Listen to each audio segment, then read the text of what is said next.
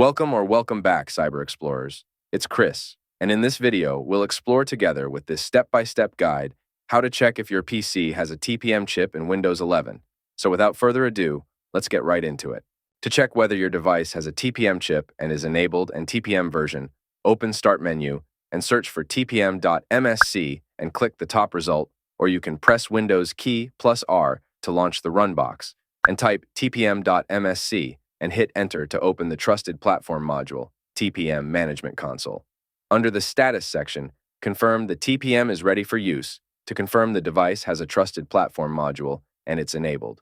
If your computer does not come with TPM or it's disabled, the message Compatible TPM cannot be found will be displayed. Our video on how to enable or disable TPM in BIOS might help you. The link is in the description below. Under the TPM Manufacturer Information section, check the specification version to confirm the chip version. TPM 2.0 is required to run Windows 11. Once you complete the steps, you will have confirmed whether or not the computer includes the hardware-based security module.